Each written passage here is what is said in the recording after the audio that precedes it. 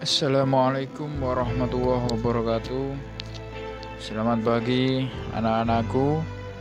Selamat berjumpa kembali di pelajaran bahasa Indonesia ya.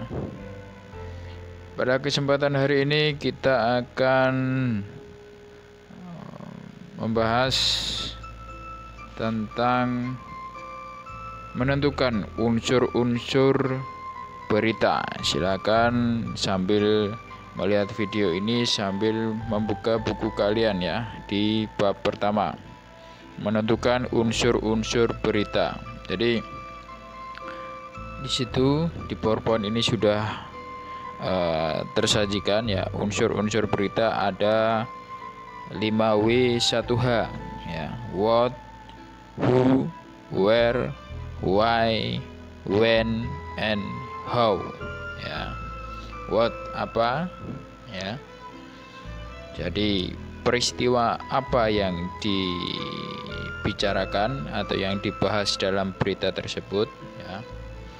Peristiwanya apa yang terjadi. Kemudian ada who siapa, berarti siapa yang mengalami peristiwa itu, siapa saja yang terlibat dalam peristiwa itu maksudnya who. Kemudian where, di mana, maksudnya adalah peristiwa itu terjadi di mana, berarti ini berhubungan dengan tempat. Kalau siapa tadi berhubungan dengan menanyakan orang, apa menanyakan peristiwanya. Kalau where, di mana, ini menanyakan tempat kejadian perkara atau kejadian peristiwanya. Kemudian ada why, mengapa. Mengapa ini berarti menanyakan sebab kenapa peristiwa itu bisa terjadi, kronologisnya seperti apa. Nah, itu why. Kemudian when, kapan, ini berhubungan dengan waktu, kapan peristiwa itu terjadi. Kemudian terakhir ada how, bagaimana proses terjadinya peristiwa ya, kronologisnya bagaimana. Nah, ke 6 unsur tersebut, what, who, where, why, when, and how, itu apa, siapa, di mana, mengapa, kapan, bagaimana, itu bisa disingkat dengan, untuk mempermudah ingatan kita, disingkat dengan adik Simba. Apa, di mana, kapan, siapa, mengapa, dan bagaimana.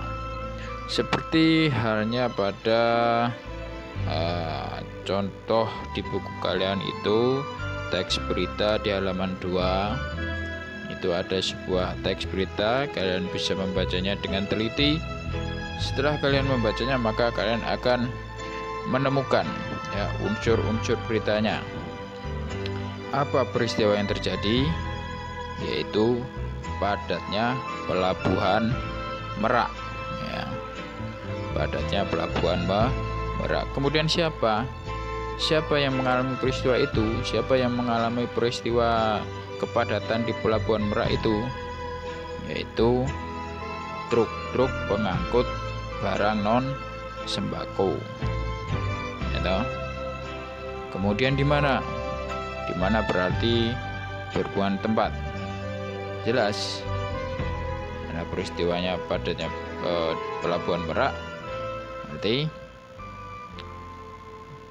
tempatnya ada di pelabuhan penyeberangan Merak. Nah, kemudian kapan? Di situ jelaskan sudah ada hari ya, tanggal 10 hari menjelang Lebaran, yaitu Sabtu tanggal 15 bulan 11. Kemudian mengapa peristiwa itu terjadi ya, menanyakan sebab, yaitu karena adanya larangan melintas bagi truk non sembako pada 21 sampai 25 November. Kemudian bagaimana proses terjadinya peristiwa itu? Yaitu Proses tersebut menyebabkan antrian truk di pintu masuk kapal. Itu contoh dari unsur-unsur sebuah berita. Ya, jadi ada berita yang begitu panjang, kalian bisa menemukan unsur-unsur beritanya dengan 6 pertanyaan itu, 5W 1H atau yang disingkat dengan adik Simba. Oke. Selanjutnya, meringkas dan menyimpulkan berita. Meringkas dan menyimpulkan berita. Meringkas berita berarti berdasarkan unsur-unsur berita kita akan dapat dengan mudah meringkas suatu berita. Berarti meringkas berita itu ya dari unsur-unsurnya. Ya, dari unsur-unsurnya. 5W1H itu tadi kita buat menjadi sebuah paragraf, ya. Ya, contohnya ini di halaman 6 itu, ya. Dari beberapa unsur tadi dijadikan satu paragraf menjadi Pelabuhan Merak dipadati oleh truk-truk pengangkut barang non sembako pada 10 hari menjelang Lebaran, Sabtu 15 bulan 11. Kondisi tersebut disebabkan adanya larangan melintas bagi truk non sembako pada tanggal 21 sampai 25 November. Nah, teks tersebut merupakan ringkasan dari berita tentang kondisi Pelabuhan Merak menjelang Lebaran. Ya. Jadi mudah meringkas. Kalau kita sudah tahu unsur-unsurnya, tinggal menyatukan menjadi sebuah paragraf. Nah, dan penyimpulan isi berita. Ya. Selanjutnya penyimpulan isi berita itu kesimpulan itu harus memuat unsur-unsur berita dengan rumusan lebih ringkas. Ya. Kesimpulan isi berita harus memanfaatkan ringkasan kita sebelumnya terhadap pokok-pokok informasi. Nah, perhatikan ini pernyataan-pernyataan ini. Berita tersebut menyampaikan informasi tentang padatnya Pelabuhan Merak oleh truk-truk pengangkut barang non sembako pada 10 hari menjelang Lebaran. Ya. Jadi kalau menyimpulkan itu berarti lebih ringkas lagi dari meringkas berita. Jadi paragraf yang sudah kita buat dengan menggabungkan unsur-unsur berita itu menjadi sebuah ringkasan berita. Kita ringkas lagi, kita simpulkan lagi, ya, menjadi sebuah penyimpulan isi berita. Isinya apa sih?